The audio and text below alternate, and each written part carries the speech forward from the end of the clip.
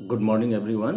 मैं डॉक्टर तीर्थानंद मिश्र, associate professor, राजकीय मीरा कन्या महाविद्यालय उदयपुर। मित्रों, आज हम इस वीडियो के माध्यम से ऋग्वेद के दशम मंडल के 121वें सूक्त, जो प्रजापति देवता को समर्पित है, के मंत्रों पर विचार विमर्श करने जा रहे हैं। इस सूक्त के मंत्रों पर विचार विमर्श करने से पूर्व इस सूक्त के देवता के रूप में प्रतिष्ठित हिरण्यगर्भ के स्वरूप पर थोड़ा विचार विमर्श करना अपेक्षित समझते हुए हम सर्वप्रथम हिरण्यगर्भ या प्रजापति के स्वरूप पर विचार विमर्श करने जा रहे हैं। मित्रों, प्रजापति को हिरण्यगर्भ भी कहा गया है। ऋग्वेद के दशम मंडल के सृष्टि उत्पत्ति विषयक सूक्तों में से यह एक महत्वपूर्ण सूक्त है। यह सूक्त आध्यात्म और दर्शन के क्षेत्र से संबंधित है। ऋग्वेद के दशम मंडल में प्रजापति शब्द का 4 बार स्वतंत्र देवता के रूप में उल्लेख हुआ है। इसको प्रशस्त प्रजा देने के लिए पुकारा गया है। वे गायों को उर्वरा बनाते हैं। पृथ्वी और स्वर्ग, जल और निःशेष प्राणियों के सृष्टा के रूप में इनकी स्तुति की गई है। वे अशेष सत्ताओं के एकमात्र राजा, सब देवताओं के एक देव बनकर आविर्भूत हुए हैं। उसके विधानों का पालन सभी प्राणी और देवता करते हैं। वे अंतरिक्ष में लोकों के परिभ्रामक हैं। संपूर्ण संसार को अपनी भुजाओं में व्याप्त किए हुए हैं। इस सूक्त के प्रथम 9 मंत्रों में किम इस सर्वनाम शब्द के प्रयोग से इस देवता को विनिर्दिष्ट कर जिज्ञासा की गई है कि विभिन्न गुणों, शक्तियों, क्रियाओं आदि से युक्त देवता कौन है। इन प्रश्नों का उत्तर इसी सूक्त के अंतिम अर्थात 10वें मंत्र में दी गई है, जहां प्रजापति को सर्व संपन्न अर्थात सर्वगुण संपन्न बताया गया है। कालांतर में कह प्रजापति का पर्याय बन गया। कस्मै पद को यहां प्रश्नवाचक न मानकर प्रजापति का ही नाम माना गया है। यह तेज स्वरूप प्रजापति सृष्टि से पूर्व विद्यमान था। पंचभूतों की सृष्टि होने पर वह उनका अधिपति हो गया। वही द्युलोक को धारण करता है, आत्मिक और शारीरिक बल प्रदान करता है। उसके आश्रय में अमरता मिलती है, उसके विमुख होने पर दुख या मृत्यु प्राप्त होती है। हिमाच्छादित पर्वत और नदियां व समुद्र उसकी महिमा का प्रकाशन करते हैं। दिशाएं उसकी भुजाएं हैं। वह समस्त देवताओं में एकमात्र देव है। वह प्राणियों का वध नहीं करता है। उस प्रजापति के अतिरिक्त और कोई इस जगत को व्याप्त करने वाला नहीं है। वह प्रजापति मानवों की यज्ञीय अभिलाषाओं को पूर्ण करता है और उन्हें ऐश्वर्य का स्वामी बनाता है। मित्रों, इस सूक्त का ऋषि हिरण्यगर्भ है, देवता प्रजापति हैं और इस सूक्त के मंत्रों में त्रिष्टु छंद का प्रयोग हुआ है और इस सूक्त का प्रथम मंत्र कुछ इस प्रकार है। हिरण्य गर्भः समवर्तताग्रे भूतस्य जातः पतिरेक आसीत् स दाधार द्यामुते माम कस्मै देवाय हविषा विधेम। मित्रों, इस मंत्र का अन्वय कुछ इस प्रकार किया जा सकता है। हिरण्य गर्भः अग्रे समवर्तत जातः एव सः भूतस्य पतिः आसीत् द्यां पृथ्वीं उत इमां दाधार कस्मै देवाय हविषा विधेम।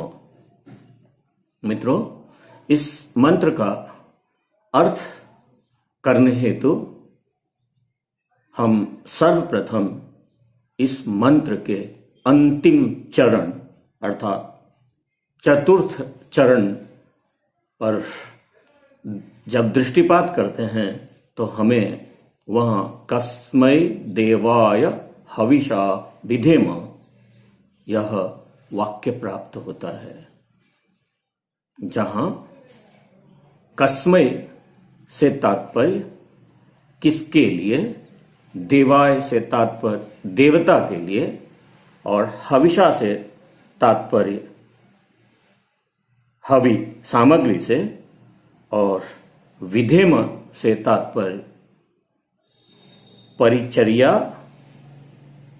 करें इस अर्थ से है।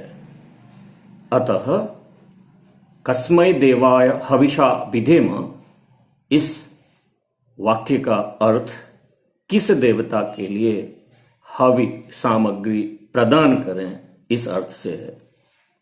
जैसा कि हमने आपको पूर्व में कहा है कि कस्मै देवाय हविषा विधेम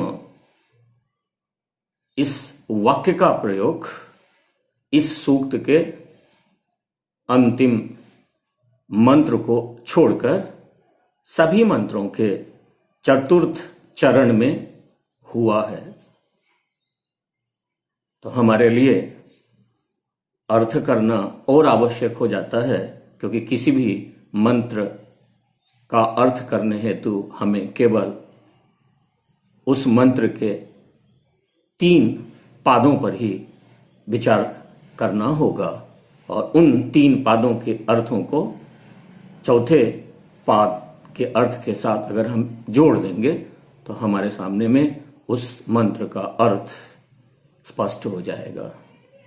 अब हम जब इस सूक्त के प्रथम मंत्र के ऊपर दृष्टिपात करते हैं तो हमें प्रथम मंत्र के पूर्वार्ध में सर्वप्रथम समवर्तत यह क्रियापद प्राप्त होता है, जहां समवर्तत से तात्पर्य समजायत अर्थात उत्पन्न हुआ इस अर्थ से है।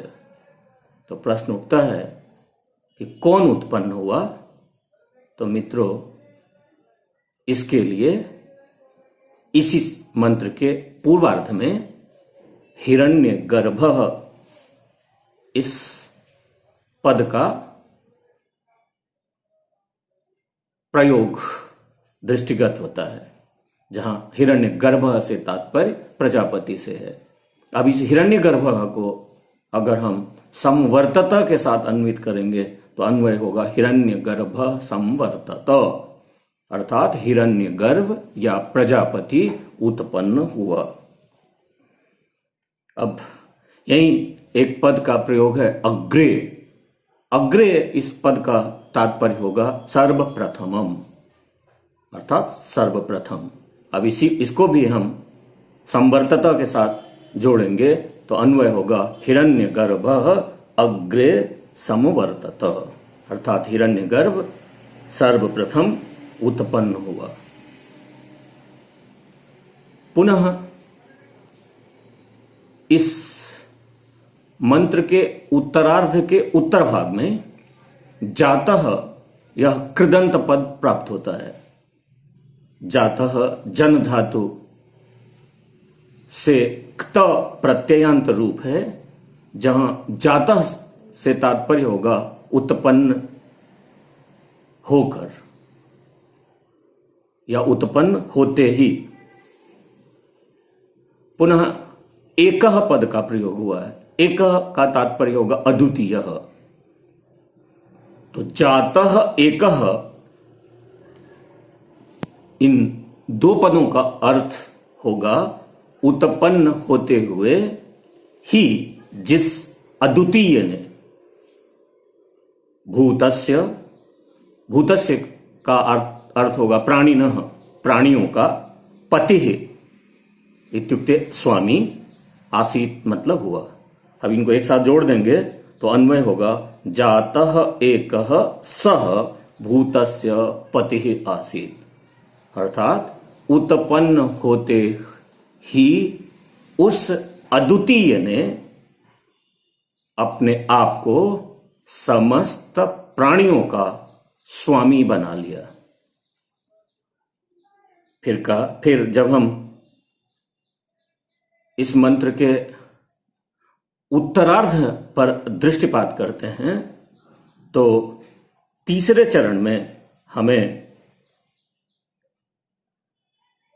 द्याम पृथ्वीम उत इमाम दाधार ये पद प्राप्त होते हैं, जहां द्याम से तात्पर्य द्युलोक से है और पृथ्वीम से तात्पर्य अंतरिक्ष से है। उत अव्यय पद है जिसका अर्थ और करना होगा, और इमाम का शाब्दिक अर्थ इसको से है, किंतु इमाम का यहां तात्पर्य होगा इमाम दृश्यमानम जगत, अर्थात इस दृश्यमान जगत को, इस दृश्यमान पृथ्वी को। पुनः चौथे पाद में आपको मालूम है कि कस्मै देवाय हविषा विधेम, इन पदों का प्रयोग है जिससे तात्पर्य किस देवता के लिए हवि प्रदान करें, इस अर्थ से है। अब अगर हम इस मंत्र का समग्र रूप से आपके सामने में अनुवाद करना चाहें तो मित्रों, इस मंत्र का अनुवाद होगा हिरण्यगर्भ या प्रजापति सर्वप्रथम उत्पन्न हुआ, उत्पन्न होते ही उस अद्वितीय ने अपने आप को संपूर्ण जगत का स्वामी बना लिया। द्युलोक, विस्तृत अंतरिक्ष लोक और पृथ्वी को उसने धारण किया, किस अन्य देवता के लिए हम हवि सामग्री प्रदान करें। मित्रों, इस मंत्र में प्रश्न के माध्यम से हमें हमसे यह पूछा गया है कि हम किस देवता को हवि सामग्री प्रदान करें, और इस प्रश्न का समाधान भी इसी मंत्र में भी है, जहां हमें यह बताया गया है कि सृष्टि उत्पत्ति को ध्यान में रखते हुए प्रजापति या हिरण्यगर्भ सर्वप्रथम उत्पन्न हुआ, और उत्पन्न होते हुए ही उस अद्वितीय ने अपने आप को समस्त प्राणियों का स्वामी बना डाला। उसने ही द्युलोक, अंतरिक्ष लोक और इस दृश्यमान जगत अर्थात पृथ्वी को धारण किया। इतना महत्वपूर्ण कार्य करने वाला जो देवता है, उस देवता को छोड़कर हम किस देवता को हवि सामग्री प्रदान करें, अर्थात हमारे लिए हवि सामग्री के योग्य एक और एकमात्र देवता प्रजापति है। अतः हम प्रजापति देवता के लिए ही हवि सामग्री प्रदान करें, अर्थात अपने संकल्प की पूर्ति करने के लिए हम प्रजापति देवता को ही यज्ञ में हवि सामग्री डालकर प्रसन्न करें, और उनकी प्रसन्नता में ही हम सभी की प्रसन्नता है। धन्यवाद। अगली वीडियो में हम इसी सूक्त के अन्य मंत्र पर विचार विमर्श करेंगे।